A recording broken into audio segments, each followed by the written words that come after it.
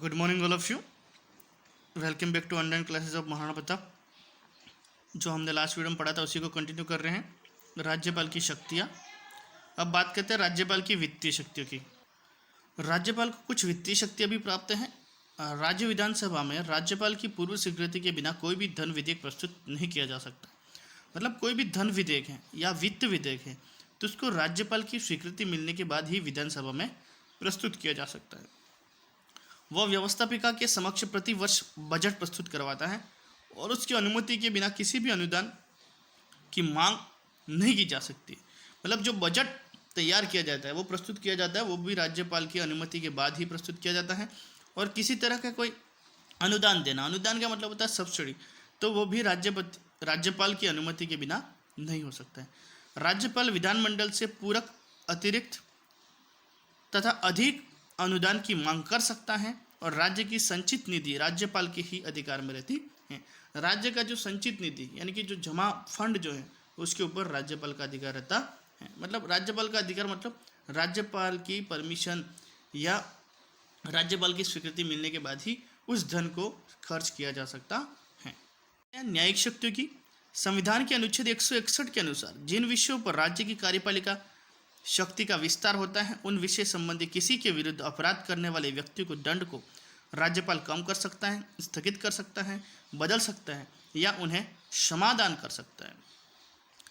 मतलब अगर जिस राज्य का राज्यपाल है उस राज्य में किसी व्यक्ति को कोई दंड दिया गया है तो संविधान के अनुच्छेद 161 के अनुसार उसको कुछ शक्तियाँ प्राप्त हैं जिसके तहत वो राज्यपाल उस अपराधी की अपराध को कम कर सकता है, उसके दंड को बदल सकता है या उसको क्षमादान कर सकता है। हाँ, लेकिन वो किसी व्यक्ति को कोर्ट के द्वारा मृत्युदंड दिया गया है तो उसको क्षमा करने का अधिकार उसके पास में नहीं है। बाकी उसकी सज़ा कम कर सकता है, बदल सकता है या उसको क्षमा कर सकता है। वह राज्य लोक सेवा आयोग का वार्षिक प्रतिवेदन और राज्य की आय व्यय के संबंध में महालेखा परीक्षक का प्रतिवेदन प्राप्त करता है और उन्हें विधानमंडल के समक्ष रखता है।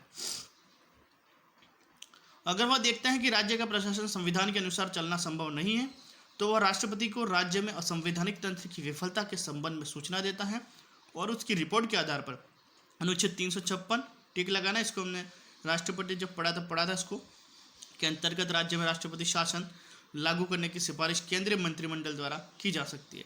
मतलब अगर किसी राज्य में वहाँ की जो राज्य सरकार जो है वो अगर संविधान के हिसाब से काम नहीं करती है, अगर वहाँ संवैधानिक तंत्र विफल हो जाता है तो उसकी सूचना जो है वो राज्यपाल किसको देता है? राष्ट्रपति। और अनुच्छेद 356 के तहत केंद्रीय मंत्रिमंडल द्वारा ये सिफारिश की जाती है कि उस राज्य में राष्ट्रपति शासन लगाया जाए। राज्यपाल राज्य में कुलाधिपति होने के नाते केंद्रीय विश्वविद्यालयों को छोड़कर राज्य के विश्वविद्यालयों के कुलपतियों की नियुक्ति करता है तथा उन्हें हटा भी सकता है। मतलब राज्यपाल जो होता है उस राज्य के जितने भी विश्वविद्यालय हैं, सिर्फ केंद्रीय विश्वविद्यालयों को छोड़कर, केंद्रीय मतलब सेंट्रल गवर्नमेंट के जो यूनिवर्सिटीज़ हैं उसको छोड़कर उस राज्य के जितने भी विश्वविद्यालय हैं उसका वो कुलाधिपति होता है और इस नाते वह उस यूनिवर्सिटी यानी कि विश्वविद्यालय जो है उनके कुलपतियों की नियुक्ति करता है और उन्हें हटा भी सकता है। शक्तियाँ। इन सब शक्तियों के अलावा राज्यपाल की कुछ अन्य शक्तियाँ भी प्राप्त हैं। राज्यपाल की स्थिति। संविधान के अनुच्छेद 163(1) के अनुसार जिन बातों के संबंध में संविधान द्वारा या संविधान के अधीन राज्यपाल से अपेक्षा की जाती है कि वह अपने कार्यों को स्वविवेक से करे, उन बातों को छोड़कर राज्यपाल को अपने कार्यों का निर्वाह करने में सहायता और मंत्रणा देने के लिए मंत्रिपरिषद होगी जिसका प्रधान मुख्यमंत्री होगा। मतलब राज्यपाल को संविधान के हिसाब से कुछ बातों के लिए उसको स्वविवेक की छूट दी गई है, बाकी उसके जितने भी कार्य हैं उसमें उसकी मदद करने के लिए या उस कार्यों को निर्वाह करने में उसको सहायता लेनी पड़ेगी। किसकी? मंत्रिपरिषद और मुख्यमंत्री। मंत्रिपरिषद का जो मुखिया होता है उसको मुख्यमंत्री कहा जाता है, जिसको हम कह सकते हैं कि राज्यपाल की मदद करने के लिए मंत्रिपरिषद होती है।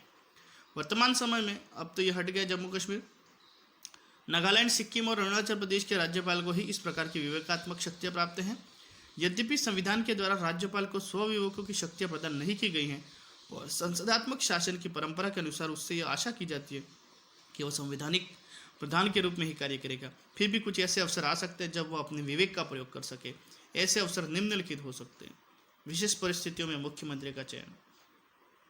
अब कुछ परिस्थितियाँ ऐसी आ जाती हैं जिसमें स्वविवेक का इस्तेमाल करता है। जैसे कुछ विशेष परिस्थितियों में मुख्यमंत्री का चयन करना है, मंत्रिपरिषद को अपदस्थ करना है, विधानसभा का अधिवेशन बुलाना या सत्र अवसान करना है, विधानसभा का विघटन करना है, मुख्यमंत्री से सूचना प्राप्त करना, राष्ट्रपति को राज्य की संवैधानिक स्थिति के संबंध में रिपोर्ट भेजना, राज्य विधानमंडल द्वारा पारित किसी विधेयक को राष्ट्रपति की स्वीकृति हेतु भेजना, विधानमंडल द्वारा पारित किसी विधेयक को स्वीकृति न देकर उसे पुनर्विचार के लिए लौटा देना, किसी अध्यादेश को प्रस्तुत करने से पूर्व राष्ट्रपति से अनुदेश की याचना करना। इन सब बातों से यह नितांत स्पष्ट है कि यद्यपि राज्यपाल को राज्य की कार्यपालिका का वास्तविक प्रधान नहीं कहा जा सकता, लेकिन इसके साथ ही वह केवल नाम मात्र का अध्यक्ष नहीं है, वह एक ऐसा अधिकारी है जो राज्य के शासन में महत्वपूर्ण रूप में भाग ले सकता